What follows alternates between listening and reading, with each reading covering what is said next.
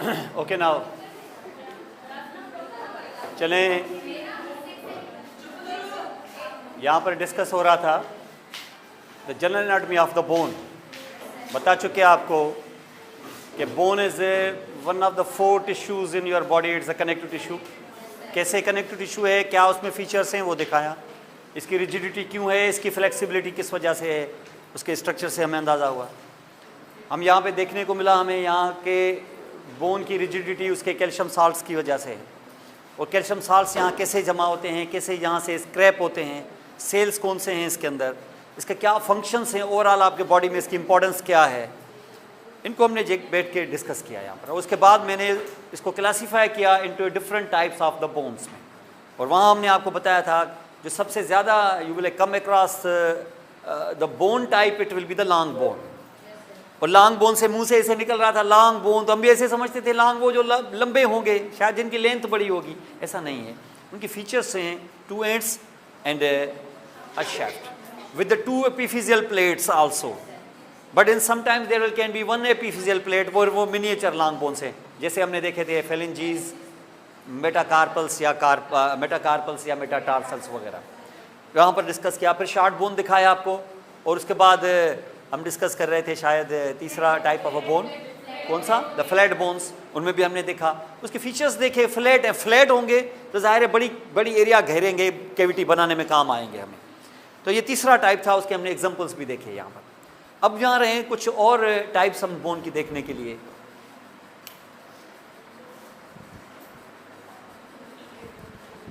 ठीक है, ये आपको मैंने पहले भी बताया।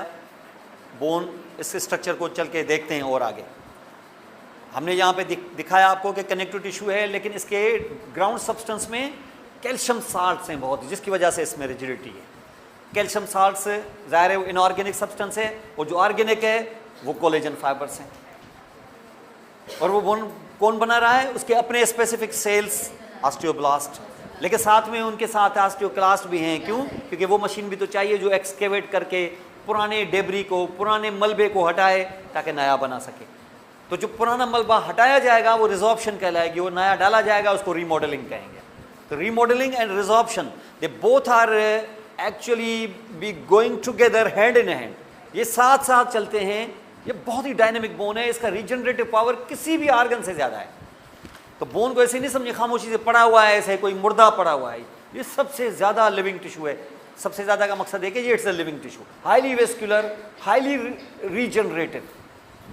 ये इतना लिविंग टिश्यू है, ये समझ लें आप। इतनी चेंजेस के अंदर आती है यहाँ पर। और इसको हमने आपको बताया कि ये किस तरीके से ये आपका स्ट्रक्चर दे रहा है, कैसे लिविंग टिश्यू है, और किस तरीके से यहाँ पर उसके फंक्शंस मैंने बताए। बॉडी का शेप दे रहा है, अटैचमेंट ऑफ द मसल्स, जिसकी वजह से फिर जॉइंट्स बनते हैं, जॉइंट्स की मूवमेंट होती है। तो हमारे मूवमेंट के लिए जो लोकोमोशन है, इसको हम लोकोमोशन सिस्टम भी कहते हैं सर, लोकोमोशन। तो लोकोमोशन में कौन रोल प्ले करेगा? ज़ाहिर है बोन्स अपने जॉइंट्स पर, मसल्स के कहने पे। तो ये मस्कुलोस्केलेटल सिस्टम भी कहलाएगा। It's a very very important system. आप खुद अंदाज़ा लगा सकते हैं यहाँ पर कैविटियाँ कैसे क्रिएट की हैं इसने। बोन मेरो, आपको पता है कि बोन मेरो के अंदर कोई प्रॉब्लम हो जाए, जिसको हम कहते हैं bone marrow problems, bone marrow cancer etcetera, वो सप्रेस हो गई तो ना आरबीसी बनेंगे, ना डब्ल्यूबीसी, ना प्लेटिलेट्स। फिर हम उसको कहेंगे एप्लास्टिक एनीमिया। एप्लास्टिक एनीमिया हो गया है। ये किस वजह से? ये बहुत सारी वजह से हो सकता है। तो ये सारा बोन मेरो के साथ है। बोन मेरो को इवन रिप्लेस भी किया जाता है, रिप्लेसमेंट, जिसको हम बोन मेरो ट्रांसप्लांटेशन कहते हैं। बहुत सारी डिजीजेज बोन मेरो ट्रांसप्लांटेशन से ठीक होती हैं, हो सकती हैं। उसके साथ साथ कैल्शियम का तो ये बैंक है, state bank of the calcium. जो आप नाम ही डाल दें, आज मेरे मुंह पे आ गया है ये, तो ये समझ लो कि ये पूरा डिपॉजिट है। 97% of total calcium deposits only in this bank. तो इतने रिजर्व इसके पास यहाँ मौजूद होते हैं, लाइक आपसे अंडरस्टैंड। और उसके बाद हमने क्लासीफाई किया, लॉन्ग बोन्स आपको बताए मैंने। और ये जो जब भी आप एंटर होंगे ना, जैसे आप अपनी अपर लिम्ब के अंदर, तो उसके अंदर सबसे पहले जो बोन आपको मिलेगा वो एक तो स्केपुला होगा। उसके बाद फिर हम जाएंगे क्लेविकल में। क्लेविकल लॉन्ग बोन है, लेकिन ये एक मॉडिफाइड लॉन्ग बोन है, क्योंकि इसके अंदर एक तो मेडुलरी कैविटी नहीं होती अंदर, और दूसरा इसके अंदर, वरना लॉन्ग बोन्स में मेडुलरी कैविटीज़ होती हैं, इसके अंदर मेडुलरी कैविटी नहीं होती। और दूसरा हॉरिजॉन्टल है, और कुछ और भी चीज़ें आपको बताएंगे आज। और इसके साथ साथ एक बोन है कौन? स्केपुला। आप बोल रहे स्केपुला तो अभी तक जिक्र ही नहीं किया आपने, ना ये किसी लॉन्ग बोन में आया है और आ भी नहीं सकता। स्केपुला देखा होगा आपने, अभी दिखाते हैं।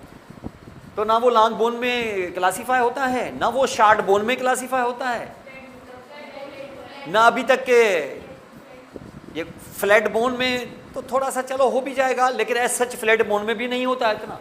तो फिर होता किस में है? फिर जब इन तीनों में ना आए ना कोई, तो फिर उसको नाम दे देते हैं इरेगुलर बोन्स। इरेगुलर बोन्स यानी कोई रेगुलरिटी नहीं है, ना तो लॉन्ग में आता है, भाई लॉन्ग में आता है तो रेगुलर है ना, यानी लॉन्ग बोन्स में एक रेगुलेटरी होती है ना कि 2 एंड्स और एक शेफ्ट, है कि नहीं? जब बात करते हैं ना लॉन्ग बोन्स की तो क्या कहते हैं? 2 एंड्स और एक शेफ्ट, भले उसमें 2 एपिफिशियल प्लेट ना हो, एक हो चलो तो मिनिएचर लॉन्ग बोन, लेकिन फिर भी लॉन्ग बोन तो होगा ना। जिसके शेप आपको लॉन्ग ना हो उनमें, यानी 2 एंड से शेफ्ट ना हो, लेकिन फिर भी कोई ट्राइंगुलर, कोई स्क्वायर, कोई बोट लाइक, कोई कॉनकेव, कुछ खास शेप्स हो तो शॉर्ट बोन्स। और फिर जो बड़ी सरफेस एरिया हो, फ्लैट हो, जिनसे जुड़ के केविटियां बने तो फ्लैट बोन्स।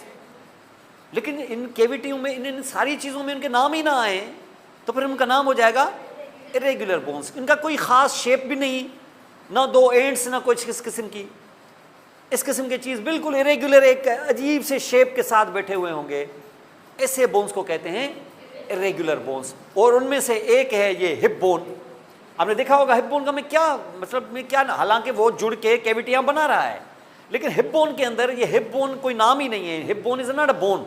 हिप बोन के अंदर 3 बोन्स होते हैं जो फील करते हो, इलियम आगे से होता है, प्यूबिस पीछे होता है एस्चियम। ये 3 बोन्स हैं, तीनों का शेप, भाई कैसा शेप? कोई शेप ही नहीं है, कोई एंड्स हैं इसकी, कोई फ्लैट है, इलियम तो चलो थोड़ा सा फ्लैट है भी, लेकिन बाकी तो फ्लैट भी नहीं है। और ये सबको जोड़ को बुला के हम क्या नाम दे, कोई नाम ही नहीं दे पा रहे हैं। तब हमें बोलते हैं बाबा जी इनको नाम डाल दो, ये है मेरे irregular bones, these are called irregular bones. तो ये इरेगुलर बोन की एक टाइप कौन सी हुई? Hip bone is an irregular bone. कुछ लोग इसको फ्लैट बोन में ले जाते हैं, लेकिन इट्स एन इरेगुलर बोन। दूसरा ये स्केपुला, अभी दिखाता हूँ, कोई शेप ही नहीं, अजीब से ट्राइंगल की तरह ऐसे बना हुआ है, कभी फ्लैट जैसी शक्ल दे रहा है तो कभी कैसी, इट्स एन इरेगुलर बोन। और सबसे ज़्यादा इरेगुलर बोन की शेप जो है ना, वो है फेस के बोन्स। तुम यहाँ से मैक्सिला उठा के इसे बाहर ले आओगे ना, बोल ही नहीं सकोगे किस शेप का है। फ्रंटल बोन लेके बाहर आ जाओ तो फ्रंटल तो चलो थोड़ा सा फ्लैट लग भी रहा है, लेकिन maxilla is not like flat, it is irregular. अंदर आप दूसरे बोन लेके आओगे, जैसे इथमोइड, स्फेनोइड वगैरह, इस किस्म के बोन्स देखेंगे इरेगुलर। दिखाता हूँ कैसे। तो जो चौथा टाइप है वो इरेगुलर बोन्स। कौन से? फेस के क्रेनियल कैविटी के नहीं, क्रेनियल कैविटी वाले तो फ्लैट थे ही। फेस के bones irregular, scapula irregular, hip bone irregular. आप यहाँ पे देखें ये इरेगुलर बोन्स, जो चौथा टाइप है बोन का, ये इरेगुलर बोन्स। ये शॉर्ट बोन जो मैंने अभी आपको दिखाए थे, ये शॉर्ट बोन देख रहे हैं, ये कार्पल्स और ये टार्सल्स। लेकिन इनका कोई ना कोई शेप है, जैसे कॉनकेव है, चोरस है, क्यूबॉइड है, वगैरह वगैरह। ये फ्लैट बोन्स अभी आपको दिखाया मैंने खास। अब ये इरेगुलर बोन्स है। अब देखें यहाँ इरेगुलर बोन्स में ये ना तो लॉन्ग जैसे, न शॉर्ट, न फ्लैट, तो जाहिर है कुछ तो हम नाम देंगे ना उनको, तो these will be called as the irregular bones. अब इरेगुलर बोन्स में सबसे पहले आप देखें ये वर्टिब्रा खुद आप देखें, लग नहीं रहा होगा इज एन इरेगुलर बोन। कुछ लोग उसको लॉन्ग बोन भी कहते हैं ऊपर भी है, नीचे भी है, 2 एंड से, और छोटा सा जो बीच का ऐसा है वो शैफ्ट है एक तरह से, लेकिन बहरहाल इसको फिर भी इरेगुलर बोन्स में काउंट करते हैं, ये इरेगुलर बोन। तो vertebrae will be an example of irregular bone. ये देखें, ये फेस को ऐसे खोल के दिया है आपको, ये देखें इतना बड़ा बोन, कौन सा? फील करें अपना बोन, डरे मत। ये जो ऊपर के टीथ लगे हुए हैं इनको मैक्सिलरी टीथ कहते हैं, क्योंकि ये मैक्सिला में फिट है। और मैक्सिला का ये बोन देखें कैसे, एक नोज की तरफ गया प्रोसेस, ये इधर गया, ये यहाँ गया, कोई है कोई शेप कोई इसका। देखें नेजल बोन देखें ये अंदर, और ये दूसरे बोन से जितने भी ये देखें, ये बोन देखें, ये ऊपर एक प्रोसेस, ये यहाँ, ये चीक का बोन है। ये जब आप हाथ डालते हैं ना, जब घूसा लगता है ना यहाँ पर, जो सबसे पहले बोन फेस करता है वो जाइगोमेटिक बोन कहलाता है, ये जाइगोमा, चीक बोन जिसको बोलते हैं। डिप्रेस जो है ना, ये मैक्सिला है, ये चीक बोन है। आप अपना जाइगोमेटिक बोन फील करें, आप अपना पंच बनाएं और ऐसे लगें, देखें आपको जो सबसे पहले बोन टच करेगा ना, ये जाइगोमेटिक। ये बॉक्सर जो है ना उमूमन तोड़ते हैं ये बोन दूसरे का, ये सबसे पहले, इसको चीक बोन भी कहते हैं। और ये है, ये कोई है इसका कोई शेप, कोई ढंग का हो, कोई तरीका हो, कोई इसका कोई दो एंड्स हो, कोई फ्लैट हो, नहीं नहीं, नथिंग भाई। और बहुत सारे हैं, अब सबके नाम लेने की जरूरत नहीं है, लेकिन आप समझ सकते हो फेशियल बोन्स, वो जो फेस बनाए, दीज आर इरेगुलर बोन्स, जो ये इरेगुलर बोन्स होते हैं। तो this is good example of irregular bones. अब आप यहां पर जो पांचवा टाइप है ये आप देख लें, न्यूमेटिक बोन्स। न्यूमा वर्ड किससे निकला हुआ है? ये पी साइलेंट है, ये वैसे आपको पता होगा, ये इंग्लिश ग्रामर और इस लैंग्वेज का उसूल है कि अगर पी के बाद कोई वॉवेल ना आए तो पी साइलेंट हो जाता है। बहुत सारे हैं ऐसे, साइकोलॉजी। अब ये है नमूनिया आपने सुना होगा, नमूनिया, और भी बहुत होंगे। तो ये है न्यूमेटिक बोन्स, ये नमूनिया से निकला हुआ है। नमूनिया दरअसल लंग से निकला हुआ है। न्यूमो एयर को बोलते हैं। ये न्यूमेटिक बोन्स हैं, क्यों? क्योंकि इसमें एयर फंसा हुआ होता है, क्योंकि इसके अंदर साइनसेस होते हैं। ये मैंने बताया था ना आपको अभी थोड़ी देर पहले कि ये जो फेस के बोन्स हैं ये सॉलिड नहीं है पत्थर की तरह, इसके अंदर हॉलो है, कैविटी। जैसे रूम है, ये रूम पत्थर नहीं है, इसके अंदर हॉलो है। और जब जैसे गिलास है, गिलास टोटल सॉलिड नहीं होता है, उसके बीच में कैविटी होती है, और जब आप उसको नॉक करते हो तो आवाज आती है टन, रेजोनेंट, क्योंकि अंदर एयर होता है। ऐसा ही इन बोन्स के अंदर है। ये यहाँ पे अंदर क्या है, अंदर हाथ डालेंगे तो इसके अंदर क्या है, हॉलो है, कैविटी है।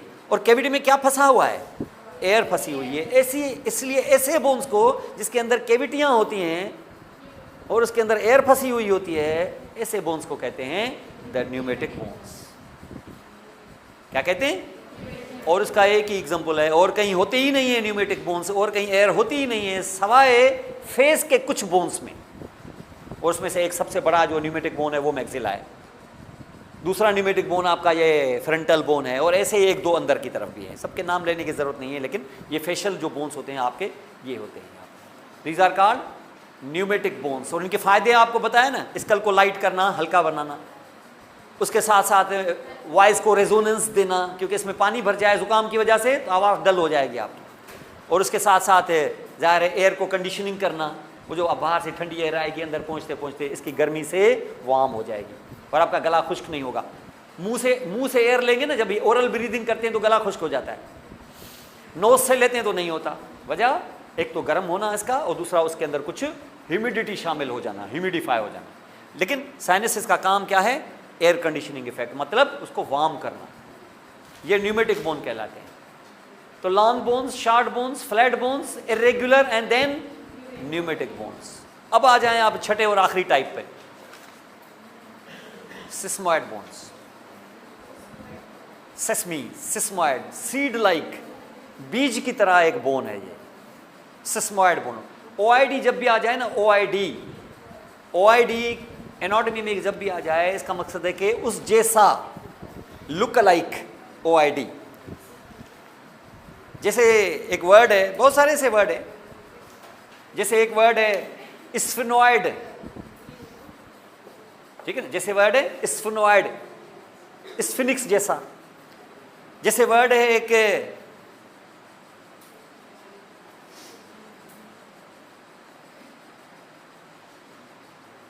चलो मेरे जहन में आ जाएगा। बहरहाल ये जो अभी वर्ड आपको बताया सिस्मॉइड, ओआईडी मीन्स लुक अलाइक। ओआईडी इतने लफ्ज इस्तेमाल होंगे आपके एनाटॉमी के अंदर, तो लाइक दैट, अंडरस्टैंड। तो ये इस तरीके से यहां पर होगा। और ये जो है अभी आपका सिस्मॉइड, सीड लाइक। अब आप इस बोन पे नजर डालें, एक कुछ ऐसे बोन्स होते हैं, जैसे आप यहां पर एक मसल देख लो, ये जो थाई का मसल है ना, ये इतना बड़ा, जिसमें 4 हेड्स होते हैं। 4 हेड्स मतलब है 4 जगहों से मसल आते हैं, जुड़ के एक बड़ा मसल बनता है, और उसका टेंडन ऑफ इंसर्शन कॉमन होता है। 2 जगहों से मसल आए, यहां से एक इधर से आया मसल, इसके पिला से एक दूसरी जगह से आया, ये दोनों बन के ये बन गया मसल, उसका टेंडन कॉमन है, तो मसल एक ही हुआ ना। ओरिजिन 2 जगह से, इंसर्शन एक, तो मसल एक हुआ।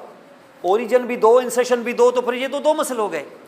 तो इस किस्म के मसल को कहते हैं bi headed muscle, you call them biceps muscle. ये जो इस पर पकड़ते हो, ये कौन सा मसल है?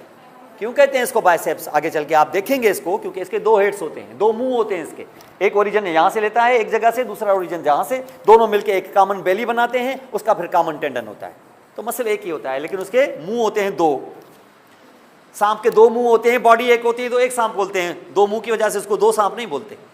ये बाय हेडेड है, इसको हम कहते हैं बाइसेप्स। पीछे की तरफ एक सिंगल मसल है, उसके 3 हेड होते हैं, टेंडन एक होता है, ट्राइसेप्स। तो थाई में एक बड़ा जबरदस्त मसल है, बहुत ही जबरदस्त, उसके 4 हेड्स होते हैं, इसलिए इसको क्वाड्रिसेप्स कहते हैं। ये आप थाई पे हाथ डालेंगे ना, इतना बड़ा मसल है, और ये बड़ा मसल टेंडन 4 बनाएगा कि एक? तभी तो एक मसल है। तो वो जो एक मसल, ये एक टेंडन बनाएगा, ये आपके नी के आगे से गुजर जाता है। नी के आगे से अपना हाथ घुमाएं, क्या टेंडन घूम रहा है कि इधर बोन फील हो रहा है? ठीक है ना, ये इधर बोन फील हो रहा है, लेकिन जिस वक्त बच्चा पैदा हो रहा होता है तब ये बोन होता नहीं है, सिर्फ क्या होता है? टेंडन होता है। समझ गए? उसमें टेंडन होता है, और वो टेंडन आके कहाँ इंसर्ट हो जाता है? नी को क्रॉस करके टिबिया पे इंसर्ट हो जाता है, और टिबिया के आगे एक ट्यूबरोसिटी फील करें आप, इस टेंडन को फील करके ट्यूबरोसिटी फील करें, टिबिया के आगे आपको उभरा हुआ हिस्सा नजर आएगा, इस पर ये टेंडन लग जाता है, इसको टिबियल ट्यूबरोसिटी बोलते हैं। बड़ी मशहूर ट्यूबरोसिटी, आप उसको फील कर सकते हो, फील करें आप अपना, फील करें। एनाटॉमी आपकी है, ये ह्यूमन एनाटॉमी पढ़ा रहा हूं मैं, आपकी एनाटॉमी, ठीक है? ये टिबियल ट्यूबरोसिटी, इस पर ये टेंडन लग जाता है आपका। कौन से मसल का? क्वाड्रिसेप्स, इसको बोलते हैं ये क्वाड्रिसेप्स टेंडन। और अगर ये ना कंट्रैक्ट हुआ, ऊपर से ये क्वाड्रिसेप्स की इतनी थिक बेली अगर कंट्रैक्ट हुई तो खिंचाव किस पे आएगा? टेंडन पे। उसका असर किस पे होगा? किस बोन पे? टिबिया पे। टिबिया को पीछे धकेलेगा कि आगे खींचेगा? पीछे। पीछे तब धकेलेगा जब पुश करेगा। मसल पुश करता है कि मसल खींचता है? तो आगे आएगा कि पीछे जाएगा? तो हमेशा समझा करें बेटे, मसल जो है वो हमेशा वो मसल कभी पुश नहीं करता, मसल हमेशा पुल करता है। मसल पीछे नहीं धकेलेगा ऐसे, मसल क्या करेगा? पुल करेगा, कंट्रैक्ट करेगा ना, जाहिर है शॉर्टन करेगा ना। यहाँ रस्सी बांधू में यहाँ, तो दरवाज़ा रस्सी की वजह से अंदर आएगा कि बाहर जाएगा? तो जाहिर है अंदर ही आएगा ना, क्योंकि खींचूंगा ना मैं इसको, बाहर तो नहीं करूँगा मैं उसको। तो इससे यहाँ होगा। इसका मकसद यह है कि मैं अगर टिबियल ट्यूबरोसिटी पर इस मसल को कंट्रैक्ट करूँ तो मेरी टिबियल ट्यूबरोसिटी आगे आएगी, और मेरे नी जॉइंट पे कौन सा एक्शन होगा? बैंड होगा कि एक्सटेंशन होगी? फ्लेक्शन होगी कि एक्सटेंशन होगी? करके देखें, फील करके देखें, क्या होगा? पीछे जाएगा कि आगे आएगा? तो आपकी जो लेग है वो बैंड होगी कि सीधी होगी? तो सीधा क्यों नहीं बोलते कि ये एक्सटेंड करेगा? समझ गए? तो ये बहुत पोटेंट एक्सटेंसर मसल है आपका ये क्वाड्रिसेप्स। इसका मकसद ये कि इस क्वाड्रिसेप्स को फुटबॉलर अपनी किक से भी इस्तेमाल, किक के लिए ये इस्तेमाल होता है। किक के लिए क्या करना पड़ता है? नी को बैंड कि नी को स्ट्रेट? और स्ट्रेट करने के लिए जो आप ऐसे झटका देते हैं, तो ये क्या है? किकिंग मसल है, बहुत ही स्ट्रांग किकिंग मसल है ये, इसको हम क्वाड्रिसेप्स कहते हैं। और आपको पता है कि नी जॉइंट का ये वाहिद एक्सटेंसर है। आपने और एक्सटेंसर की क्या जरूरत क्या है? 4 हेडेड इतना मसल देने के बाद अभी और भी जरूरत है क्या? 4 मसल को जोड़ के सिंगल मसल बनाया है, और ये 4 हेडेड मसल इस तरीके से यहां पर होगा। तो इसका मकसद है कि इसका जो टेंडन है क्वाड्रिसेप्स का, ये नी जॉइंट के साथ घिसता होगा कि नहीं? हाईली एक्टिव मसल है। बच्चा अभी पैदा ही नहीं हो रहा होता है, अभी डेवलप ही हो रहा होता है, किकिंग अंदर ही से किकिंग शुरू है इसकी। फीटल मूवमेंट्स जिसको क्विकनिंग कहते हैं। 5वें महीने में माँ जो है इस ज़बरदस्त मूवमेंट की खुशियाँ वो जमा करना शुरू कर देती है। क्विकनिंग क्या अल्लाह की रहमत है एक तरह से। वो माँ के अंदर जो वो मूवमेंट्स वो स्टार्ट हो जाती हैं, और मूवमेंट्स थोड़ी कम हो जाती हैं, माँ परेशान हो जाती है कि बच्चा जो है ना मूव नहीं कर रहा। इसको क्विकनिंग कहते हैं। The movement, perceptible movements. अब परसेप्टिबल, थोड़ी बहुत मूवमेंट्स तो शुरू हो जाती हैं, लेकिन क्योंकि वो एमनियोटिक फ्लूइड की वजह से वो माँ फील नहीं कर रही होती है। लेकिन 5वें हफ्ते के बाद, 5वें महीने के बाद बाकायदा माँ फील कर रही होती है, ये क्विकनिंग होती है। और आपको इसका मकसद है कि बच्चा जो है ना, उसकी ये नी जॉइंट की मूवमेंट स्टार्ट ही हो गई है, वो घिसना शुरू हो गया है। और जैसे बच्चा पैदा होगा तो वो मूवमेंट्स। और तो इसका मकसद है कि friction of the quadriceps tendon, friction over the knee joint has started much earlier. और ये जो मच अर्लियर स्टार्ट होगा और होता होता होता होता और बच्चा जब रन करना शुरू करेगा तो ये 4-5 साल में घिसते घिसते घिसते क्या ये टेंडन रहेगा कि फ्रिक्शन से एरोड होता जाएगा और 5वें 8वें 10वें साल में रप्चर। गया कि नहीं? आप खुद सोचें, एक मिसाल ले लें, जैसे शीशा होता है ना, अब थोड़ा सा मिसाल लिया करें, आप सोचा करें कि ये क्या है। अल्लाह ताला ने इंसान को इतनी अकल है, वो तो अल्लाह है। जैसे शीशा होता है ना, आप कभी शीशा लेने के लिए जाएं, लड़कियों को तो कम पता होगा, बॉयज़ थोड़ा सा ध्यान दें। जैसे शीशा है, आप कटवा के ले आते हैं 2 शीशे, उसको बाइंड करने के लिए फिर वो रस्सी डालते हैं ना उसके ऊपर, रस्सी पर अगर वो शीशे के साथ ऐसे एजेस के साथ रस्सी बांध दें और ड्यूरिंग ट्रांसपोर्ट वो रस्सी ऐसे ऐसे ऐसे ऐसे घिसती जाए तो घर आते आते है कि नहीं, ऐसा होता है। वो शीशे वाले क्या करते हैं? एक आदमी बताए, लगा देते हैं। समझ गए? क्या करते हैं? जैसे ही वहां टर्न आता है ना एज पे, उस जगह पर गत्ता डाल देते हैं। हाँ, कॉमन सेंस है, बिल्कुल आपने देखा है, इसके ऑब्जर्वेशन देखें ना, यही चीज़ ही तो है यहाँ पर, और क्या है। तो ये देखें, जहाँ से ये एज इस तरीके से टर्न ले रहा है उस जगह पर वो गत्ता डाल देते हैं। अब आपका वो जो रस्सी जहाँ से बेंड दे रही है वो किस पे घिसती है? शीशे पे कि गत्ते पे? तो फ्रिक्शन जो है वो मिनिमाइज हो जाती है कि नहीं? और घर आते आते उससे जो आपकी जो रस्सी है वो कटती नहीं है, क्योंकि ये अगर ना होता गत्ता तो वो किस पे घिसती?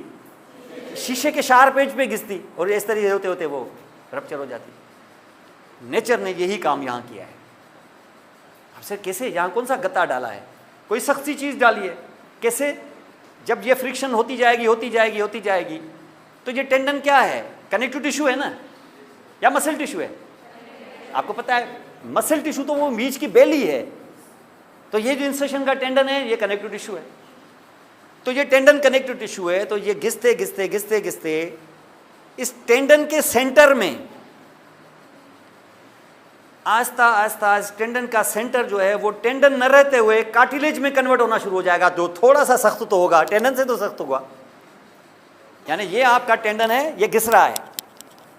टेंडन अपने आप को बचाने के लिए क्या करेगा? सेंटर में छोटा सा कार्टिलेज डेवलप होगा, और वो कार्टिलेज आस्ता आस्ता इंक्रीज होता जाएगा, बड़ा होता जाएगा। अभी तो बना है कार्टिलेज, लेकिन इस कार्टिलेज के अंदर अब कैल्शियम साल्ट ये वो दफन होना शुरू हो जाएंगे और ये बोन बनता जाएगा। किसमें आ गया है बोन? अब किसमें? टेंडन में। तो टेंडन का वो सेंट्रल पोर्शन अब टेंडन नहीं रहा, वैसे तो टेंडन ही रहा, लेकिन उस टेंडन का थिकनेस का 80% अंदर का हिस्सा बोन बन चुका। बाहर का 10% अभी भी फाइब्रस टिश्यू है, अंदर का 10% अभी भी फाइब्रस टिश्यू है, लेकिन बीच की थिकनेस क्या अभी भी टेंडन के बोन? तो ये बोन किस में दफन है? टेंडन्स में। क्या फायदा इसका? वो फ्रिक्शन को बचा लेगा, वरना अगर पूरा का पूरा टेंडन होता तो वो रप्चर हो सकता था। ये खास तौर पे कहाँ होते हैं? जहाँ फ्रिक्शन ज़्यादा होती है। ये सिर्फ यहाँ नहीं है, एक आध और जगहों पर भी होगा, लेकिन सबसे बड़ा जो बोन जो इस वक्त हमने क्रिएट किया ना, वो ये है जो इस वक्त आपको फील हो रहा है। ये बच्चे में नहीं था अभी, ये टाइम के साथ साथ उसमें डेवलप हुआ है। तो अभी आप दोबारा आप अपना ये बोन फील करें। इसको अमूमन क्या बोलते हैं वैसे? पटेला, नी कैप भी बोलते हैं इसको। ये नी कैप दरअसल किसमें दफन है? टेंडन में। कौन से टेंडन में? क्वाड्रिसेप्स टेंडन में। ऐसे बोन्स जो टेंडन्स के अंदर डेवलप हों, ऐसे बोन्स को कहते हैं सीड लाइक बोन्स या सिस्मॉइड बोन्स। ऐसे बोन्स को सिस्मॉइड बोन्स कहते हैं। और सबसे बड़ा सिस्मॉइड बोन, पूरे दुनिया का सबसे बड़ा सिस्मॉइड बोन कौन है? पटेला है। और जगहों पर भी होते हैं, कुछ तो परमानेंट हैं जो हमेशा होते ही हैं, और कुछ ज़्यादा फ्रिक्शन की वजह से बन सकते हैं। ख़ास तौर पे जैसे हॉर्स राइडर होते हैं ना, जो राइडिंग करते हैं, उनके ये जो बोन्स होते हैं, ये जो मसल होते हैं, इनके टेंडन में कभी कभी सिस्मॉइड बोन क्रिएट हो जाता है। With in that bone. वो आपको बताएंगे कौन सा मसल, अभी मैं आपको नहीं बता रहा हूं, लेकिन ये है कि वो राइडर में होगा, सब में नहीं होगा, ये सब में होता है, और ये सबसे लार्जेस्ट भी है। इस बोन को कहते हैं क्या?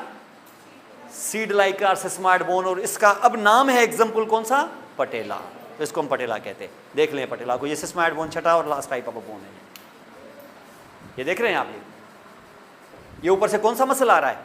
क्वाड्रिसेप्स। ये पूरा टेंडन था, अभी तक ये एडिकेटिबिलिटी वेलोसिटी पे लग गया, ये पूरा टेंडन था, ये ना हो जाता डेवलप तो कोई मसला नहीं था, लेकिन मसला था और हो जाता मसला आगे, ये रप्चर हो जाता। नेचर ने देखो अंदर क्या डेवलप किया? बोन डेवलप किया। इस बोन का नाम है, तो पटेला किस टाइप का बोन है? सिस्माइड बोन है। और ये सिस्माइड बोन किस में डेवलप्ड है? टेंडन ऑफ क्वाड्रिसेप्स में। क्वाड्रिसेप्स टेंडन के अंदर ये डेवलप हुआ है।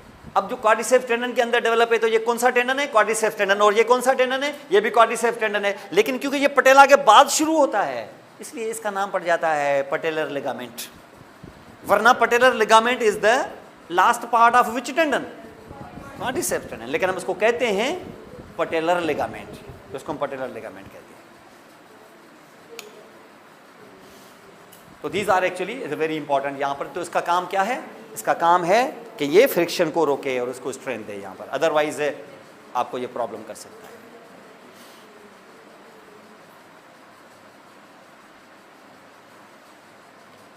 अब यहां पर हम देखें,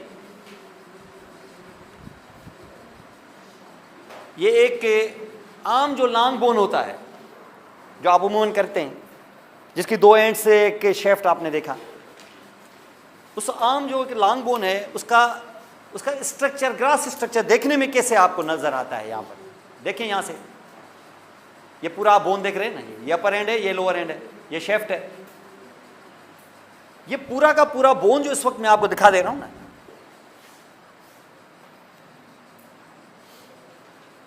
जब आप बोन पे से हाथ घुमाएंगे ना ऐसे, तो इसका मटेरियल तो जो अंदर होगा सो होगा, जिस चीज का बना हुआ है ये कोलेजन फला फला ये जो भी, लेकिन इसके ऊपर एक बिल्कुल शीट लिफाफे की तरह होगी, बिल्कुल ऐसे लिफाफे की तरह जैसे तुम्हारी स्किन तुम्हारे जिस्म पे चिपकी हुई है, ऐसे firmly adherent, very tough sheet on what? On the bones. इसको बोलते हैं पेरियोस्टियम। ये हमेशा याद रखना, बहुत इंपॉर्टेंट चीज है पेरियोस्टियम। बताता हूं क्यों इंपॉर्टेंट है। अगर बोन के किसी हिस्से से मैं पेरियोस्टियम को उड़ा दूं ना अगर, तो अब बोन की वो रिजॉर्प्शन, वो रीमॉडलिंग सब खत्म। माना वो जो ऑस्टियोब्लास्ट होते हैं, जो पुराने खत्म नए आते हैं, तो ये कहां से सप्लाई होते हैं? पेरियोस्टियम से सप्लाई होते हैं। पेरियोस्टियम आपके बोन के ऊपर चढ़ी हुई वो फाइब्रस टिश्यू की, वो कनेक्टिव टिश्यू की बहुत ही जबरदस्त एक शीट चढ़ी हुई है, चिपकी हुई है ऐसे जैसे स्किन है। आप इसको पेरियोस्टियम कहते हैं। बहुत इंपॉर्टेंट चीज है पेरियोस्टियम, बताता हूं आगे क्यों। हाईली वेस्कुलर, हाईली सेंसिटिव, इसमें नर्व सप्लाई शदीद किस्म की और जबरदस्त ब्लड सप्लाई इसकी। नर्व सप्लाई जबरदस्त किसको है? पेरियोस्टियम को। अंदर बोन को नहीं है नर्व सप्लाई, बोन के इनसाइड नर्व सप्लाई नहीं है। नर्व सप्लाई किसको है? पेरियोस्टियम को। खुदा न खास्ता अगर कोई कैंसर या कोई ट्यूमर या कोई चीज अंदर हो जाए, अंदर, पेशेंट को पेन होगा ही नहीं, होता रहेगा, डिजीज बढ़ती रहेगी, बढ़ती रहेगी, बढ़ती रहेगी, पेशेंट को पता ही नहीं चलेगा। फंक्शनल डिसेबिलिटी हो सकती है, पेन नहीं होगा। क्यों नहीं होगा? अंदर उसकी पेन की नर्व एंडिंग्स ही नहीं है, ना उसमें पेन, ना उसके अंदर कोई नर्व इतला देने वाला ही कोई नहीं है, चौकीदारी नहीं है, तो घर पे चोरियां हो रही है, किसी को पता ही नहीं। लेकिन अगर यही चीज होते होते होते होते बाहर तक आ गई और अब पेरियोस्टियम को इन्वॉल्व किया, तो चीखें निकल जाएंगी। अब पेशेंट जो है वो लंगड़ाता हुआ पहुंच जाएगा डॉक्टर के पास। या ऐसा, या अगर फॉर एग्जांपल अंदर से कोई मसला नहीं है, बाहर से फ्रैक्चर हो गया, और जो फ्रैक्चर हो जाएगा तो क्या पेरियोस्टियम बच जाएगा? क्या क्रैक आएगा कि नहीं आएगा? क्रैक आएगा। और फ्रैक्चर का पेशेंट क्या ऐसे ही आराम से आता है? चीखता हुआ आता है। हड्डी का टूट जाना, चीखें मरीज तक सुनाई देती हैं। वजह इसकी क्या है?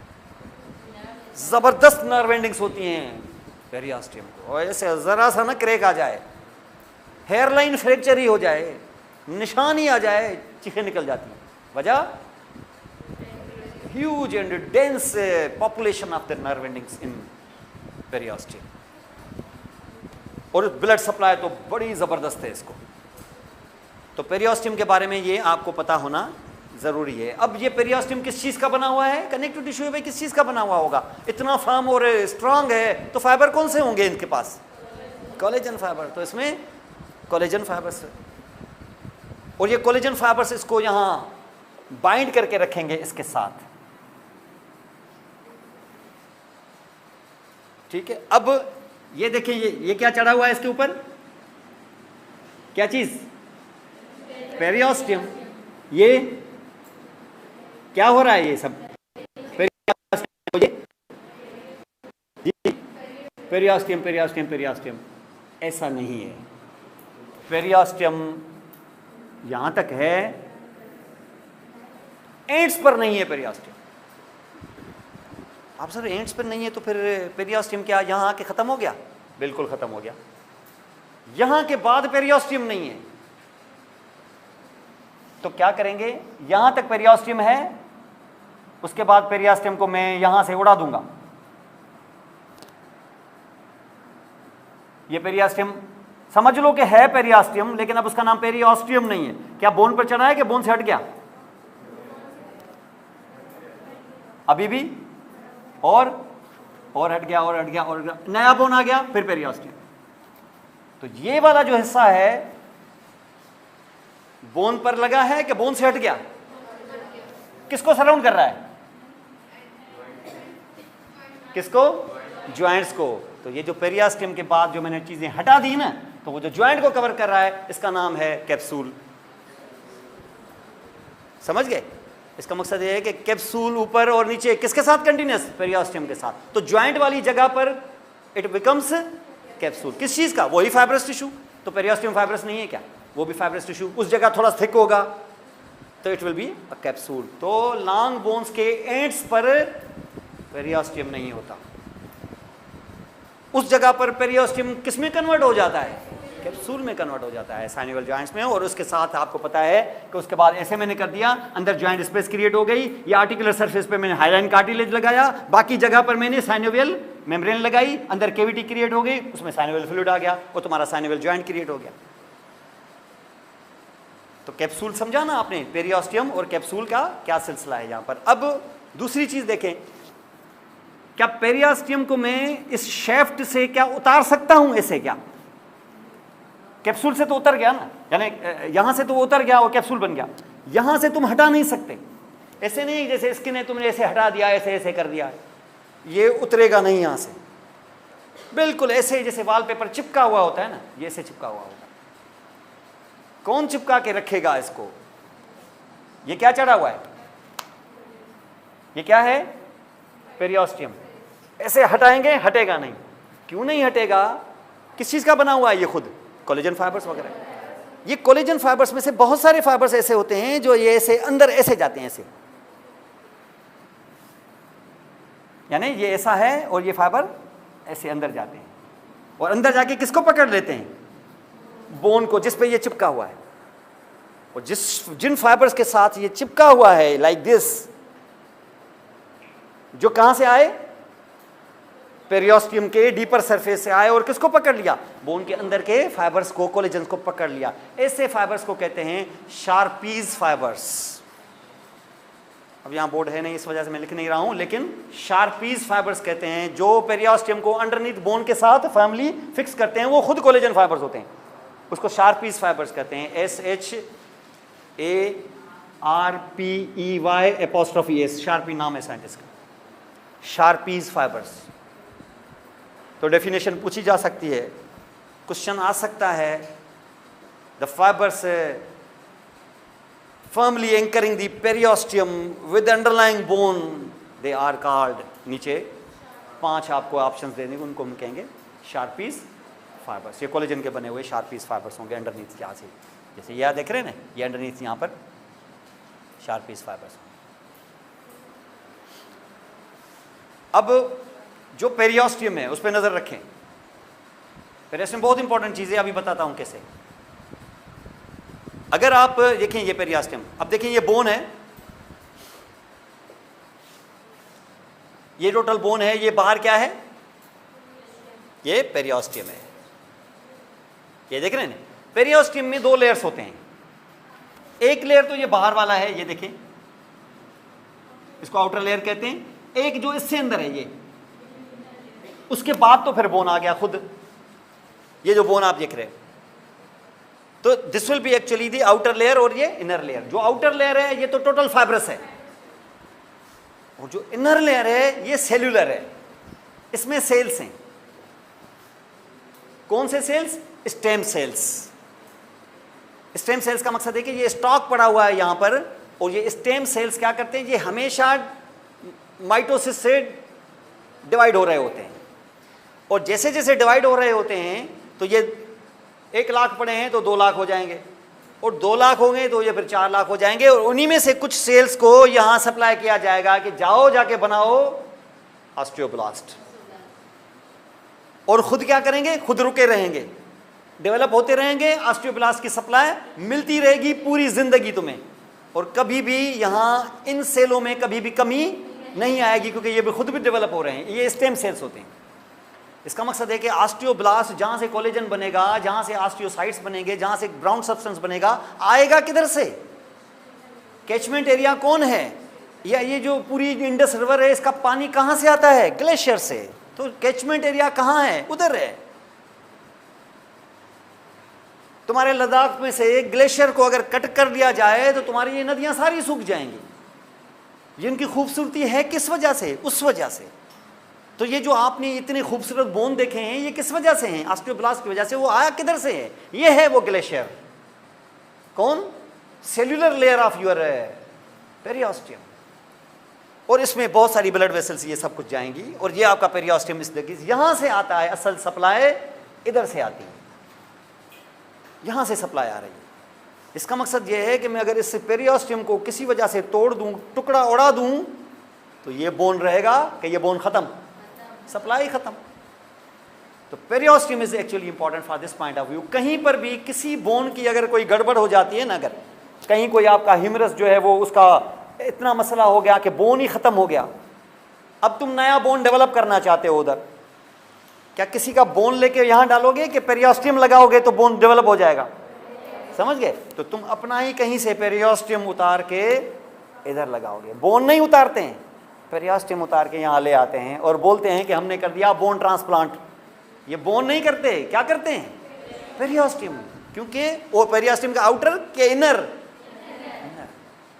क्योंकि सेल उसमें होते हैं, स्टेम सेल्स उसमें होते हैं, और किसी और का नहीं, उसी बंदे का कहीं से उठा के यहाँ लगा देते हैं।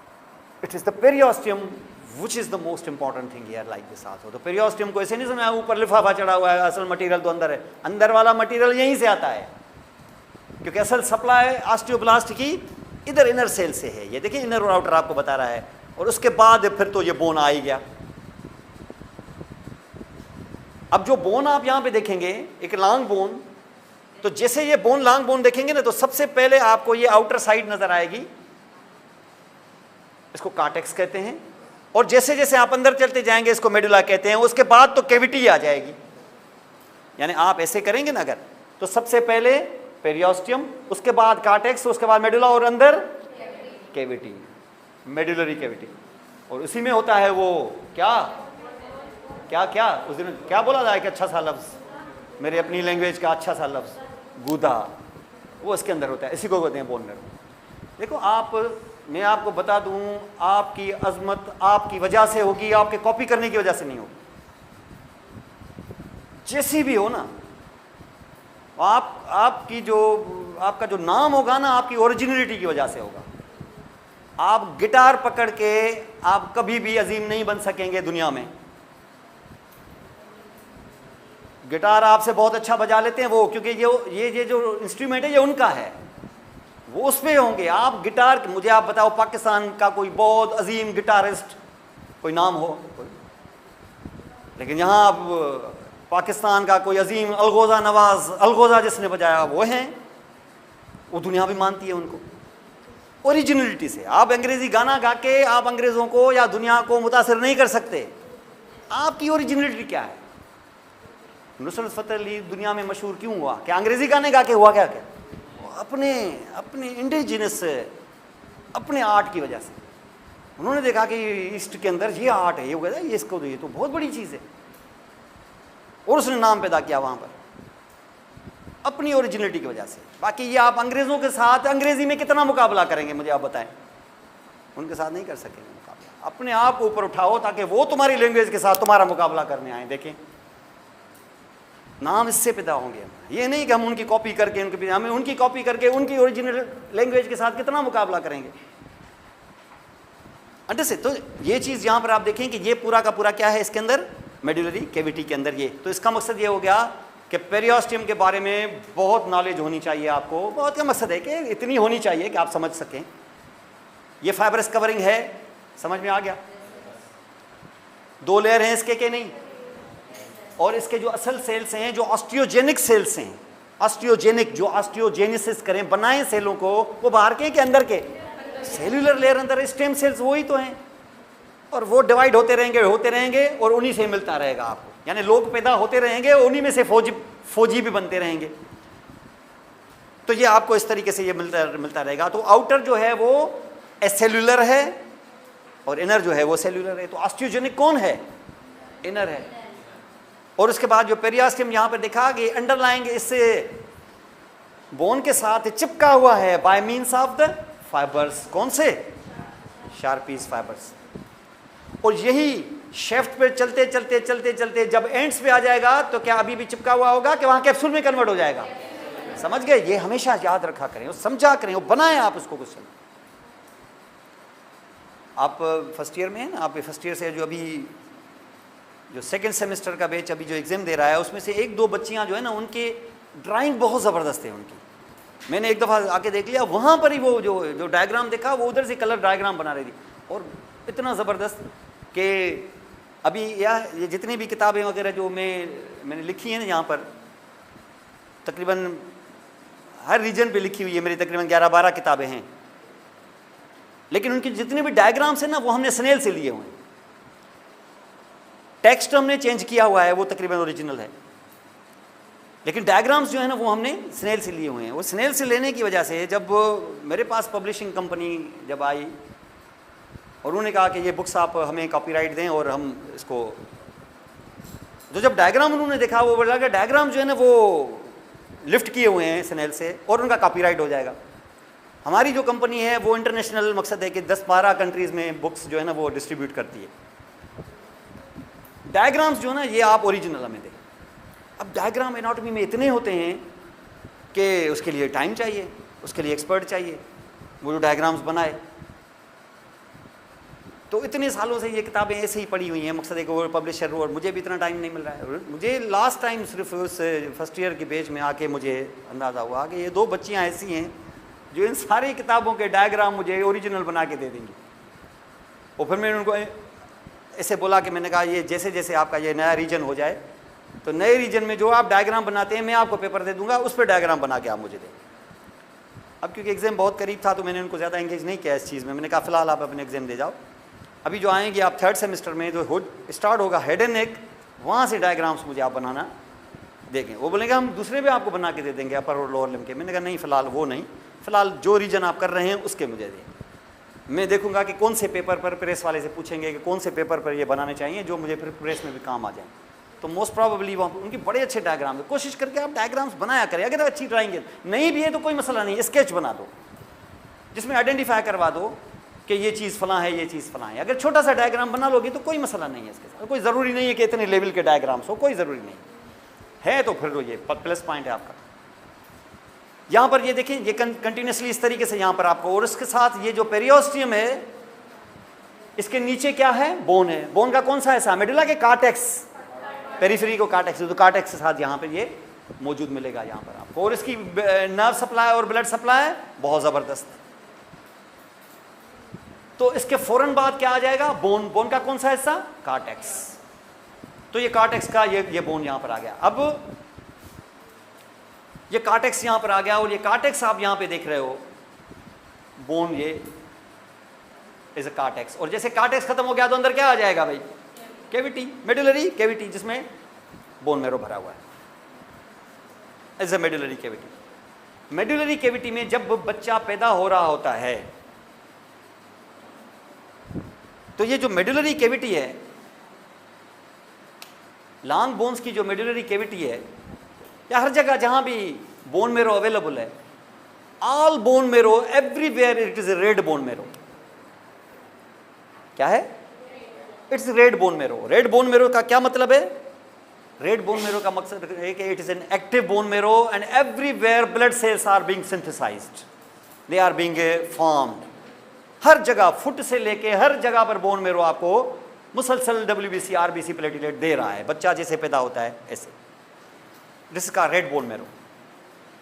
जैसे टाइम गुजरेगा नीचे से लेके बोन मेरो रेड वाला येलो होता जाएगा, इनएक्टिव होता जाएगा, फैट से भरता जाएगा, चर्बी से भरता जाएगा। अब वो RBC WBC प्लेटलेट नहीं बनाएगा। कौन सा? नीचे से। नीचे से होते होते होते होते जब बच्चा एडल्टहुड तक पहुंचेगा तो तकरीबन सारे लॉन्ग बोन मेरो के अंदर, वो जो मेडुलरी कैविटी के अंदर बोन मेरो सारा येलो हो चुका होगा, सवाए एंड्स के, upper end, lower end, upper end lower, flat bones वाला, वर्टिब्री वाला, स्कल वाला, ये अभी रेड होंगे, बाकी सारे येलो। जो लॉन्ग बोन मेरो के अंदर, bone marrow, long bone marrow में, लॉन्ग बोन के अंदर जो मेडुलरी कैविटी हैं ऑलमोस्ट सारे के सारे येलो हो चुके होते हैं, लेकिन एंड्स पर अभी ये सारी जिंदगी अभी आपका काम करते रहेंगे। लेकिन एक टाइम वो आएगा कि एंड्स वाला भी येलो हो चुका होगा। आप बोलो सर ये येलो होगा तो मेरे WBC RBC का क्या होगा? फिर आपकी ribs, sternum, ilium bones, skull, vertebrae, ये सारी जिंदगी आपका साथ देते रहेंगे। इनका बोन मेरो हमेशा रेड रहेगा और ये सिलसिला चलता रहेगा। इसका मकसद ये है कि अगर खुदा न खास्ता किसी के बोन मेरो में कोई प्रॉब्लम है, ब्लड कैंसर या कोई ऐसी चीज़ है, हम बोन मेरो निकाल के उसकी एग्जामिनेशन करना चाहते हैं, जिसको हम कहते हैं बोन मेरो बायोप्सी। देखना चाहते हैं कि जो ब्लड में गड़बड़े हैं वो कहीं बोन मेरो की गड़बड़ की वजह से तो नहीं है, क्योंकि असल फैक्ट्री कौन है? तो बोन मेरो की डिजीजेस देखने के लिए हम बोन मेरो को निकाल के नीडल डालते हैं। कहाँ? जहां हमें यकीनन रेड बोन मेरो मिले। कहाँ मिलेगा रेड बोन मेरो? खास तौर पे स्कल में, वर्टिब्री में, स्टर्नम में, इलियम में। तो हम सेफेस्ट प्लेस पे नीडल डालते हैं, और सेफेस्ट प्लेस स्कल है, वर्टिब्री है, इलियम है या स्टर्नम है? स्टर्नम एंड इलियम, इन दोनों जगहों से हम नीडल डालते हैं। लेबोरेटरी वाले ज़्यादातर एक्सटर्नल नीडल डालते हैं। ये एक्सटर्नल नीडल अंदर डाल के थोड़ा सा रेड बोन मेरो निकाल के लेबोरेटरी भेजते हैं, और रेड बोन मेरो की रिपोर्ट लेबोरेटरी से 3-4 दिनों के अंदर आ जाती है। इसको कहते हैं बोन मेरो बायोप्सी। तो बोन मेरो बायोप्सी में कहाँ? स्टर्नम में डालते हैं, क्योंकि यहाँ बोन मेरो रेड हमेशा अवेलेबल होता है। दिस इज का दी बोन मेरो, इसको हम बोन मेरो कहेंगे, और ये आपका सिलसिला इस जगह पे होगा। तो इसका मकसद ये है कि ये बोन मेरो के अंदर, मेडुलरी कैविटी के अंदर ये बोन मेरो इस तरीके से, तो लॉन्ग बोन जो होगा वो इस तरीके से, मैं शार्ट की बात नहीं कर रहा हूँ, मैं लॉन्ग बोन की बात कर रहा हूँ। आपको बाहर मिलेगा पेरियोस्टियम 2 लेयर, उसके बाद कार्टेक्स, और अंदर मेडुलरी कैविटी। और ये जो लॉन्ग बोन्स आपने देखे थे, इसकी एक थी एंड और एक था शेफ्ट। और आपको पता है ना कि ये जो ऊपर आप देख रहे हैं एपिफिसिस, और ये एपिफिसिस, और बीच में डायफिसिस, और ये दोनों जुदा होते हैं in the beginning by means of a cartilage. ये हाईलाइन कार्टिलेज, ये primary cartilaginous joint young bone में ऐसा होता है। अभी बोन फुली डेवलप नहीं हुआ है, इसको हम कहते हैं एपिफिजियल प्लेट। अभी ये एपिफिजियल प्लेट नहीं है, एपिफिजियल प्लेट इतनी थिन नहीं होती है, इतनी थिक होती है। ये तो लाइन है। इसका मकसद क्या हुआ? इसका मकसद है कि फ्यूजन हो चुकी है। फ्यूजन, क्योंकि ये अगर अभी मौजूद होता तो ये इतना चौड़ा होता, फिर कहते हैं हम इसको एपिफिजियल प्लेट। ये होते होते होते होते लाइन हो गई है, तो epiphyseal plate has been replaced by epiphyseal line. That means the bone has been fully grown now. क्योंकि एपिफिजियल लाइन आ गई तो कार्टिलेज नहीं रहा। अब बच्चे की एज जो है 17 से ऊपर हो गई है। ये समझ रहे हैं आप? तो ये epiphyseal line means is a fully grown child है। ये बच्चा जो है ना वो 17 साल से ऊपर का हो गया, ये एडल्ट है, ये एडल्ट बोन है। यहाँ पे ये 2 एंड्स आप यहाँ पे देख रहे हो, ये शेफ्ट यहाँ पर। और जब आप एंड पे जाते हैं यहाँ पर, इस पे आप ध्यान दें। आप देखिए शेफ्ट और एंड में क्या फर्क था फ्रॉम पेरियास्टियम पॉइंट ऑफ व्यू। यहां तक पेरियास्टियम चढ़ा हुआ है, लेकिन इधर पेरियास्टियम नहीं है। किसमें कन्वर्ट हो गया? कैप्सूल में। अब अगर मैं इधर आऊंगा ना, यहां का ट्रांसफर सेक्शन काटूंगा, तो मुझे सबसे पहले क्या नजर आएगा कि दोनों लेयर्स, और उसके बाद बोन का कार्टेक्स और अंदर मेडुलरी कैविटी। लेकिन जब आप यहां आएंगे ना, यहां एंड्स पे, वहां ऐसा नहीं होगा। एक तो पेरियास्टियम नहीं है, पेरियास्टियम क्या नहीं, दूसरा अंदर जाएंगे तो अब कार्टेक्स और मेडुलरी कैविटी नहीं। आप सर उधर फिर क्या है? उधर कनेक्टिव टिश्यू तो है। यहां जब आप पहुंचेंगे ना एंड्स पे, तो यहां एंड्स पे आके अंदर आपका वो जो एक्स्ट्रा सेलुलर मैट्रिक्स है, यानी वो जो आपके कोलेजन फाइबर्स हैं, और ये कार्टेक्स और मेडुला में कन्वर्ट नहीं होंगे, या मेडुलरी कैविटी नहीं होगी। इनके जो फाइबर्स होंगे वो ऐसे क्रॉस करेंगे, यानी यूं समझ लें कि इसके जो फाइबर्स इस जगह, ये मैं शेफ्ट की बात नहीं कर रहा हूं, एंड्स की बात कर रहा हूं, ऐसे ऐसे फिर ऐसे ऐसे ऐसे एक नेटवर्क सा क्रिएट हो जाएगा। और नेटवर्क जब क्रिएट हो जाएगा तो क्या अब वो कार्टेक्स और मेडुलरी कैविटी कुछ ये रहा क्या यार? नहीं, ये अंदर क्या हो गया? ये अंदर इस किस्म की आपको स्पॉन्जी मटेरियल जैसा मिलेगा। स्पॉन्जी मटेरियल का मकसद ये नहीं है कि कोई स्पॉन्ज होगा, ये वही कोलेजन फाइबर्स होंगे, लेकिन क्या होगा? उसके बीच में छोटी छोटी स्पेसेस जाहिर हो जाएंगे, उसमें बोन मेरो फंसा हुआ होगा। वो मैंने बताया था ना आपको कि आपके अपर एंड और लोअर एंड के अंदर बोन मेरो बहुत सालों तक चलता है, तो क्या वहाँ मेडुलरी कैविटी में होता है क्या? नहीं, वहाँ इंट्रेबिकुलर स्पेसेस में होता है। इसको इंट्रेबिकुलर मेशवर्क कहते हैं। और जहाँ जहाँ ये कोलेजन ज़्यादा होगा वहाँ फ्लेक्सिबिलिटी भी, तो एंड्स पर फ्लेक्सिबिलिटी ज़्यादा क्यों होती है? क्योंकि वहाँ मूवमेंट्स होती है ना, क्योंकि उधर ज्वाइंट में कंट्रीब्यूट करते हैं, तो इनके अंदर इस किस्म की मोबिलिटी होती है। और ये जो आप यहाँ पे देख रहे हैं, अगर ये फीमर होता ना यहाँ पर, तो ये फीमर का ये नेक है, तो इधर क्या ज़्यादा होगा? कोलेजन ज़्यादा होगा, और यहाँ क्या होगी? फ्लेक्सिबिलिटी होगी। और अगर खुदा न खासा यहाँ कोलेजन कम बने, जैसे ओल्ड एज में कोलेजन कम बनने की वजह से क्या इसमें फ्लेक्सिबिलिटी रहती है, स्ट्रेंथ रहती है क्या? नहीं, वो पोरस हो जाता है, नाम उसका होता है ऑस्टियोपोरोसिस। ओल्ड एज में लोग गिरते हैं, नेक क्यों टूट जाता है? उनका वजह ऑस्टियोपोरोसिस होती है। बड़ों में नहीं होता है, ज़्यादातर एल्डरली पेशेंट्स के अंदर ये ज़्यादा होता है। इसको हम कहते हैं क्या? ऑस्टियोपोरोसिस। ये इस वजह से होता है। एंड्स के अंदर अरेंजमेंट शेफ्ट के मुकाबले में डिफरेंट है। यहाँ पर ट्रेबिकुलर मेशवर्क बना हुआ होता है, नेटवर्क जैसे कोलेजन फाइबर्स, और बीच में छोटे छोटे स्पेसेस जिसमें बोन मेरो फंसा हुआ है। लेकिन यहाँ पर मामला दूसरा है। यहाँ पर ये ऐसा होता है, बाहर कार्टेक्स, अंदर मेडुलरी कैविटी। और मेडुलरी कैविटी में भी जब यहाँ कार्टेक्स में आते हैं तो बाहर का जो बोन होता है ना, ये ज़्यादातर इसको बोलते हैं हम कॉम्पैक्ट बोन। और जैसे मैं अंदर जाऊंगा यहाँ मुझे वही सिलसिला मिलेगा, कैसा? मेशवर्क वाला। शेफ्ट में भी बाहर का मोस्ट ऑफ द पोर्शन क्या है? कार्टेक्स में कॉम्पैक्ट बोन है। कॉम्पैक्ट का मकसद है कि इस किस्म का, जहां पर कैल्शियम और ये सारी चीजें ऐसे बाइंड करके बैठी, जिसके ऊपर पेरियास्टियम है।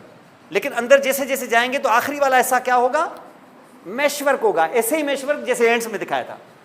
देखिए शेप देख रहे हैं ये कैसे? बाहर ऐसा नहीं है, ये बाहर देखें, ये क्या है? कॉम्पैक्ट बोन है, ये देख रहे हैं। और अंदर क्या है? स्पॉन्जी है। इसको हम कैंसिलस कहते हैं, कैंसिलस बोन। तो अंदर की तरफ क्या है? ट्रेबिकुलर मेशवर्क टाइप बना हुआ है यहाँ पर। तो ये किसको टच करेगा? अंदर बोन मेरो को। This will actually B touching what? अंदर क्या है? ये बोन मेरो है। अब ऐसा भी नहीं है कि ये बोन मेरो उसको डायरेक्टली टच करेगा। यहाँ पर भी फाइब्रस शीट होगी, ऐसे ही जैसे बाहर की तरफ थी। बाहर उसका नाम पेरियास्टियम डाला है, अंदर उसका नाम एंडोस्टियम डालेंगे। This is called endosteum. वो फाइब्रस शीट है, उसके अंदर कोई ऐसे सेल्यूलर लेयर वगैरह नहीं होता है, लेकिन वो एक फाइब्रस शीट की तरह चली, उसका वहाँ एंडोस्टियम, पेरी नहीं, अब एंडोस्टियम। तो ये पैक इस तरीके से यहाँ पर होगा। ये लॉन्ग बोन है, ये लॉन्ग बोन का शेफ्ट है।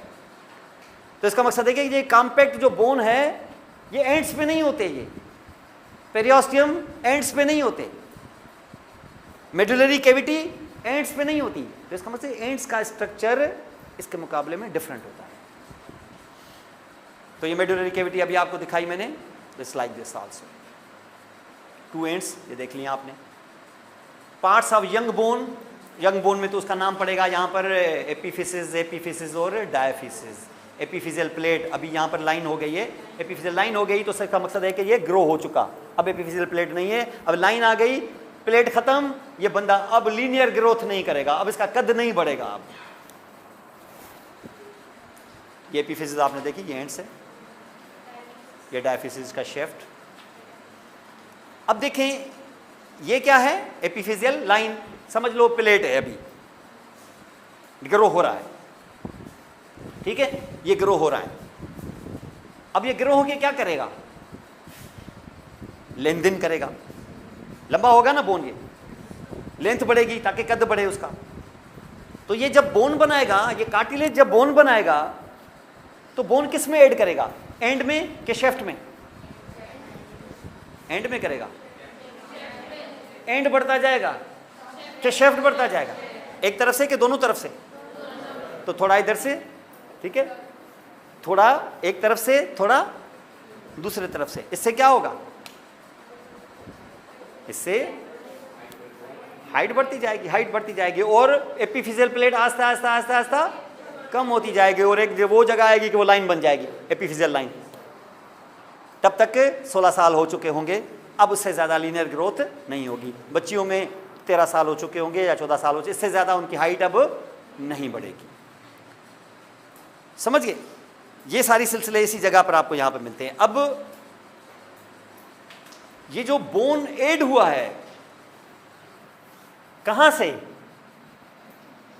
एपिफिजियल प्लेट से। जब एड होता है तो क्या सेंटर में एड होता है कि साइड से? ठीक है, तो वो जो एपिफिजियल प्लेट के करीब वाली एरिया होती है, किसकी? डायफिसिस की। जो एपिफिजियल प्लेट से एडजेसेंट एरिया होती है, किसकी? डायफिसिस की। वो सबसे एक्टिव होती है, क्यों? वहां से वो रिसीव कर रहा होता है ना। Most active area of the diaphysis is which one? Which is near the epiphyseal plate. इस टुकड़े को हम कहते हैं मेटाफिसिस। तो मेटाफिसिस एपिफिजियल एरिया का नाम है कि डायफिसिस का नाम है? कौन सा डायफिसिस का? दैट इज नियर टू, उसको हम मेटाफिसिस कहते हैं। हाईली एक्टिव होती है तो जबरदस्त ब्लड सप्लाई भी चाहिए उसको, ठीक है, इसको जहन में रखना। मेटाफिसिस आता है क्वेश्चन, तो दिस इज कादी मेटाफिसिस। तो ये आप 3-4 चीजें आप यहाँ जहन में रखें, एपिफिसिस क्या है, डायफिसिस क्या है, मेटाफिसिस क्या है, इन चीज़ों को आप जहन में रखें। एपिफिजियल प्लेट या कार्टिलेज, ये देख लिया ना आपने, ये देख रहे हैं कार्टिलेज, क्योंकि शुरू में तो आपको पता है ना ये पूरा बोन कार्टिलेज का बना हुआ होता है। बाद में सेंटर ऑफ ऑसिफिकेशन जाहिर होता है कि नहीं? सेंटर जाहिर होता है जहाँ बोन की डेवलपमेंट शुरू होती है। आपको पता है कि ज़्यादातर बोन्स कैसे बनते हैं, लॉन्ग बोन्स, शुरू में वो मॉडल बनता है उसका कार्टिलेज का। ये कार्टिलेज का मॉडल बन गया। कच्चा घड़ा बनेगा किससे? मट्टी से, और मट्टी है मेसोडर्म, ऐसे ऐसे ले लें आप। लेकिन क्या कच्चा घड़ा ही बेच देंगे कि पक्का करेंगे उसको? और पक्का करेंगे तो उसका ये सेंटर पहले यहाँ अपीयर करवाएं, जहाँ उस कार्टिलेज को किस में कन्वर्ट करें? बोन में कन्वर्ट करें। कार्टिलेज को, कांड्रो को किस में कन्वर्ट करें? ऑस में करें। माना सीधा बोलो कि ऑसिफाई करें। तो ये सेंटर डेवलप होगा, इसको हम कहेंगे सेंटर ऑफ ऑसिफिकेशन। कब जाहिर होगा? पैदा होने के बाद कि पहले? पैदा होने के बाद। बच्चा पैदा होगा पूरा कार्टिलेज बना के, यानी बच्चा कार्टिलेज के साथ पैदा होगा क्या? बच्चा है कोई वर्म थोड़ी है कि वो कार्टिलेज के साथ, वो बच्चा बाकायदा बोन्स के साथ निकलेगा। लेकिन जब बच्चा पैदा होके आएगा तो इसका शेफ्ट पूरा का पूरा बोन बन चुका होगा। तो ये जो इस वक्त ये सेंटर डेवलप हुआ है, पैदा होने के बाद के पैदा होने से पहले, ये 6th वीक में स्टार्ट हो जाता है सेंटर। इसको हम कहते हैं सेंटर ऑफ ऑसिफिकेशन।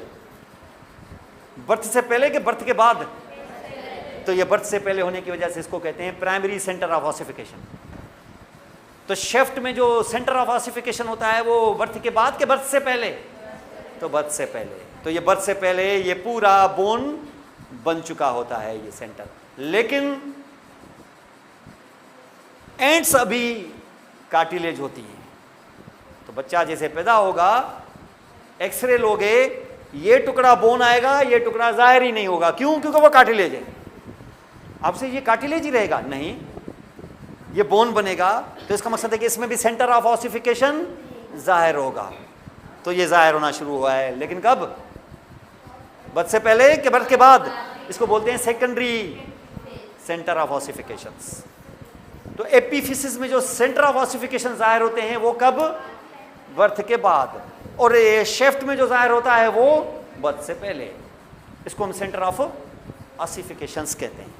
और ये क्यों सेंटर ऑफ ऑसिफिकेशन में दिखा रहा हूं? क्योंकि ये किस में जाहिर होते हैं? कार्टिलेज में। तो इसका मकसद है कि बोन जो है क्या पहले कार्टिलेज होता है? बिल्कुल, पहले कार्टिलेज होता है और उसके बाद ऑसिफाई होता है। इस किस्म की ऑसिफिकेशन को कहते हैं एंडोकांड्रल ऑसिफिकेशन। एंडोकांड्रल, कांड्रल बस किससे आता है? कार्टिलेज से। एंडोकांड्रल मतलब है ये पहले कार्टिलेज बना है, यानी मिट्टी पहले घड़ा बनी है, उसके बाद उसको पक्का किया है। इसको कहते हैं क्या? एंडोकांड्रल ऑसिफिकेशन या कार्टिलिजिनस ऑसिफिकेशन। ये समझ रहे हैं आप? ये एंडोकांड्रल ऑसिफिकेशन है। कुछ बोन्स इनसे मुख्तलिफ होते हैं। मिट्टी ले आओ, सीधा घड़ा बना दो, पक्का घड़ा, बीच में कच्चे घड़े का सवाल ही नहीं। क्या फर्क हुआ दोनों में? इसका मकसद यह है कि मीजोडर्म लेके आओ और मीजोडर्म लेके फौरी तौर पे बोन बना दो, यानी मीजोडर्म से मेम्ब्रेन बनाओ, कार्टिलेज नहीं बनाओ, सीधा बोन। इस किस्म के ऑसिफिकेशन को कहते हैं इंट्रामेम्ब्रेनस ऑसिफिकेशन।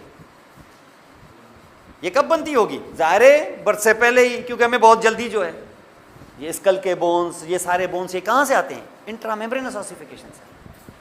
क्योंकि यहाँ इतनी हमें इतना टाइम नहीं है कि यहाँ हम कार्टिलेज बनाएं और उसके बाद बोन बनाएं, फलां बनाएं, नहीं। यहाँ सीधा क्या? मेम्ब्रेन, सीधा बोन। इस किस्म की मेम्ब्रेनस, इस किस्म के ऑसिफिकेशन को बोलते हैं इंट्रा मेम्ब्रेनस ऑसिफिकेशन। तो इस इंट्रा मेम्ब्रेनस ऑसिफिकेशन कहलाता है। तो दो टाइप्स के ऑसिफिकेशन होती है। उसके बाद आपने मैंने बताया ना आपको कि ये एक बहुत ज़बरदस्त हाईली वेस्कुलर बोन होता है ये, तो इसकी ब्लड सप्लाई भी बड़ी ज़बरदस्त होती है। होगा क्या कि यहाँ पर पेरियोस्टियम पर एक सुराख होता है, वहाँ से एक आर्टरी अंदर एंटर होती है। उस ओपनिंग को कहते हैं फोरामेन, और इस फोरामेन का नाम है द न्यूट्रिएंट फोरामेन। क्या कहते हैं? Nutrient foramen. और यहाँ से एक आर्टरी एंटर होती है जिसका नाम है न्यूट्रिएंट आर्टरी। कहाँ से आएगी? जो साथ में कोई आर्टरियाँ घूम रही हैं उन्हीं में से एक ब्रांच होगी, और ये न्यूट्रिएंट आर्टरी यहाँ अंदर एंटर होगी। तो इसका मकसद है कि आपको फोरामेन मिलेगा किसमें? पेरियोस्टियम में। और हमेशा वो फोरामेन ऑब्लिक होता है, ऐसे ऐसे नहीं होता है सुराख, ऑब्लिक होता है। ये बताता हूँ ऑब्लिकिटी की क्या वजह है। जब आप उसमें हाथ डालेंगे ना आप, तो आपको क्या सेंटर में देगा कि किसी एंड की तरफ मुंह होगा उसका, और ये अंदर की तरफ ये आर्टरी आके दो में स्प्लिट हो जाएगी, एक असेंडिंग ब्रांच, एक डिसेंडिंग ब्रांच। और ये ब्लू कलर का ये क्या देख रहे हैं? ये एपिफिसिस है, ये मेटाफिसिस है और ये एपिफिसिस है। क्योंकि ये कार्टिलेज है और यहाँ से ये न्यूट्रिएंट आर्टरी है जिसकी दो ब्रांचेस उठ रही हैं, तो एक ऊपर एक नीचे। ये शेफ्ट के लिए है, ना तो मेटाफिसिस तक ना एपिफिसिस तक, ये सिर्फ शेफ्ट के ऊपर और नीचे। और जैसे अंदर घुसेगी पेरियोस्टियम को तो सप्लाई करेगी ही, उसके अंडरनीथ मौजूद होगा वो बोन। कौन सा? मेडुला के कार्टेक्स। कार्टेक्स के बाहर का 2/3 सप्लाई इससे मिलेगी। ये जो पेरियोस्टियम देख रहे हैं ना, ये बाहर का कार्टेक्स, इससे सप्लाई होगा। तो बोन का बड़ा हिस्सा आपका न्यूट्रिएंट आर्टरी से सप्लाई हो रहा है। और ये न्यूट्रिएंट आर्टरी अंदर की तरफ ये इस तरीके से दाखिल हो गई है, लाइक दिस आल्सो। तो न्यूट्रिएंट फोरामेन से ये आर्टरियाँ इस तरीके से यहाँ पे दाखिल हो जाती हैं, लाइक दिस। और ये कार्टेक्स का कितना हिस्सा सप्लाई करेंगी? 2/3 सप्लाई करेंगी। नंबर 2, बाहर से बहुत सारी आर्टरीज यहाँ आई, ह्यूज ब्रांचेस। ये देखें ब्रांचेस कितनी है। देखिए इन्होंने क्या किया है कि ये अंदर गई है न्यूट्रिएंट, ये जो बाहर से आर्टरियाँ अंदर एंटर हुई हैं, छोटी छोटी आर्टरियाँ, किसके अंडरनीथ यहाँ पर प्लेक्सस बनाया है? पेरियोस्टियम करने। इनको कहते हैं पेरियोस्टियल आर्टरीज। क्या कहते हैं? ये पेरियोस्टियम को तो सप्लाई देंगी ही, अंडरनीथ जो कार्टेक्स आएगा उसका बाहर का 1/3 सप्लाई करेंगी, यानी तकरीबन 33% ये सप्लाई देंगी। माने ये जो अंदर ये आर्टरियाँ एंटर हो रही हैं क्या है? पेरियोस्टियल। क्या सप्लाई दे रही हैं? पेरियोस्टियम को भी और कार्टेक्स को भी। कार्टेक्स कितना? जो पेरियोस्टियम के करीब है। तो अंदर वाला कौन सप्लाई करेगा? अंदर वालों के लिए तो मैंने न्यूट्रिएंट आर्टरी अंदर भेजी है, और अंदर न्यूट्रिएंट आर्टरी भेज के इसको दो जो हमने असेंडिंग डिसेंडिंग ब्रांचेस दे दिए हैं, तो ये अंदर क्या करेंगी? कार्टेक्स का बाकी हिस्सा सप्लाई करेंगी। बाकी कितना रह गया था? अंदर का 2/3 मेडुला की तरफ, अंदर की तरफ। तो अंदर के 2/3 को सप्लाई कौन करेगी? Nutrient artery. अब ये सारा खेल जो है ना, ये डायफिसिस तक का है खेल। आप कैसे ऊपर यहाँ कौन आएगा? यहाँ आने के लिए आपको ये आर्टरीज अलग मिलेगी। क्या कहते हैं इनको? Epiphyseal arteries. इतना कुछ कि एपिफिजियल आर्टरी क्या मेटाफिजिस को सप्लाई कर पाएगी क्या? नहीं। क्यों? बीच में आ गई ये प्लेट, कार्टिलेज, और कार्टिलेज एवेस्कुलर होता है। तो एपिफिजियल आर्टरियां क्या मेटाफिजिस की तरफ जा पाएंगी क्या? क्योंकि बीच में दीवार किसकी? एपिफिजियल प्लेट की। तो इसका मकसद है कि मेटाफिजिस के लिए तुम्हें अलग आर्टरियां चाहिए, और वो होंगी ये कौन सी? मेटाफिजियल आर्टरीज। तो ये मेटाफिजियल आर्टरीज यहाँ पर आपको ये मिलती हैं यहाँ। अब ये जो न्यूट्रिएंट आर्टरी ये गई, और ये जो मेटाफिजियल आर्टरी गई, ये तो आपस में एनास्टोमोस कर सकती है ना। एनास्टोमोस का मकसद है कि वो यूनियन हो सकती है इनकी, लेकिन ये एपिफिजियल के साथ नहीं कर सकती। इसका मकसद ये हो गया कि खुदा न खास्ता अगर न्यूट्रिएंट आर्टरी में कोई क्लॉट फंस जाए और यहाँ आके फंस जाए इधर, तो क्या मेटाफिजिस को एपिफिजिस हेल्प कर सकता है क्या? तो इसका मकसद है कि मेटाफिजिस जो होगा वो नेक्रोसिस हो जाएगी, डेथ हो जाएगी उसकी, क्योंकि सप्लाई उनको ऊपर से नहीं मिल रही है। क्यों नहीं मिल रही है? क्योंकि बीच में एपिफिजियल प्लेट है। ये किस में होगी? ये यंग बच्चे में होगी। लेकिन जैसे जैसे 17 साल गुजर गए, अब ये प्लेट बीच में रही है कि नहीं रही? अब नहीं रही, तो एपिफिजियल और ये आपस में ज्वाइन हो जाएंगे। अब वो डिजीज नहीं होगी। ऐसी आर्टरियां जहां आके खात्मा होता है, और जिनको ऊपर से कोई और आर्टरीज यूनिट नहीं करे एनास्टोमोस, ऐसी आर्टरीज को कहते हैं एंड आर्टरीज। क्या बोलते हैं? And arteries. जहां एंड आर्टरियां होती हैं उधर से कोई आपको हेल्प करने वाला नहीं होता। तो एंड आर्टरी कभी भी ब्लॉक हो जाए, कोई क्लॉट फंस जाए, तो आगे ब्लाइंड गली है, वहां पर बंद है, फिर वो चीज़ इन्फेक्शन या वो चीज़ उसकी डेथ हो जाती है। फिर अगर ऐसा हो गया डेथ, यहाँ पर मेटाफिजिस की डेथ हो गई, तो क्या बोन ग्रो करेगा क्या? तो इसका मकसद है कि वो लिम्ब शॉर्ट रह जाएगी as compare to the other. हाँ, नहीं, डार्फिज्म का मामला अलग है। उसमें तो एपिफिजियल प्लेट ग्रो ही नहीं करती है, वो मामला अलग है। और नर्व सप्लाई तो मैंने आपको बताई थी कि ह्यूज नर्व सप्लाई है। और अभी आपको मैंने बताया ऑसिफिकेशंस, और ऑसिफिकेशन में मैंने 2 ऑसिफिकेशंस आपको बताई, एक इंट्रामेम्ब्रेनस और एक दूसरी एंडोकांड्रल ऑसिफिकेशन। एक प्राइमरी सेंटर्स, दूसरे सेकेंडरी सेंटर्स। ये आपको मैंने बताया कि ये किस तरीके से यहाँ पर मौजूद होते हैं। ये जो अभी आपने डिस्कस किया, ये है general anatomy of the bones. आपको पता होना चाहिए 6 एग्जाम्पल्स बोन्स की क्लासिफिकेशन के टाइप्स, और उसके एक खास examples, long, short, flat, irregular, sesamoid and pneumatic bones. और कौन कौन से? हाथ लगाएं, देखें, आप अपने जाएं लेबोरेटरी, देख के आएं। मुझे टाइम नहीं मिलेगा, आप खुद जाएं जाके लेबोरेटरी में, ये सारी चीज़ें पड़ी हुई हैं। स्केलेटन है, जाएं जाके देखें, जॉइंट है, देखें कैसे ये बॉल एंड सॉकेट ये किस तरीके से होते हैं। ये सारी चीज़ें वहाँ पर आप जाके देखें, और उसके बाद देखें यंग बोन कैसे होता है, पेरियोस्टियम क्या है। हाँ, क्या मैं करवा लूँगा बेटा, कोई मसला नहीं है। लेकिन प्रॉब्लम यह है कि आप खुद जाएं, पहले आप जाएं, आपको क्या प्रॉब्लम है वो मुझसे पूछें। ये नहीं कि जब तक आप हमारे साथ चलेंगे नहीं, ऐसे जाएंगे तो ये कभी हो नहीं सकेगा आपसे।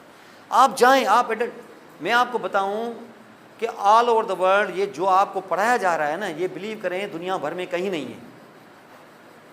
मेरे पास यानी तकरीबन दुनिया के मुख्तलिफ कंट्रीज से मेरे पास स्टूडेंट्स जूम पे होते हैं।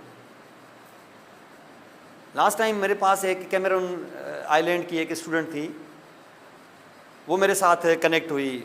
उन्होंने बोला कि सर आप जो है ना, वो मेरे यूट्यूब पे क्लासेस थी, तो मेरे यूट्यूब पे चैनल्स वगैरह थे, ये वो सारे स्टूडेंट्स। ये बेसिकली लड़की थी लाहौर की, वो कैमरून आइलैंड में, वहाँ पर वो कैमरून आइलैंड में सारा सिलेबस जो है ना वो यूएसए का है। ये कैमरून आइलैंड जो है ना, ये इधर जैसे कोलंबिया वगैरह, ये आइलैंड्स हैं, वहाँ पर, वहाँ जो कॉलेजेस हैं, यूनिवर्सिटीज़ हैं बहुत बड़ी, और बाकायदा उनकी बड़ी रैंकिंग है उनकी। तो मैं समझा शायद न्यूरोएनाटमी, उसने बोला कि नर्वस सिस्टम में न्यूरोएनाटमी पढ़ाएं, जो आपका मैनुअल है ये सारा हमें पढ़ाएं, 25 क्लासेस जो है ना हम अरेंज करते हैं, वो आप हमें जूम पर दें। मैंने कहा चलो ठीक है। अब उनका कि तो टाइम ख़राब था, ये 12 घंटे का डिफरेंस, वो रात को वहाँ सुबह को नाश्ता करके बैठे हुए हैं, मेरा ये 3:30 बजे रात का, 12 घंटे का फ़र्क। मैंने चलो जैसे कैसे करके दिया।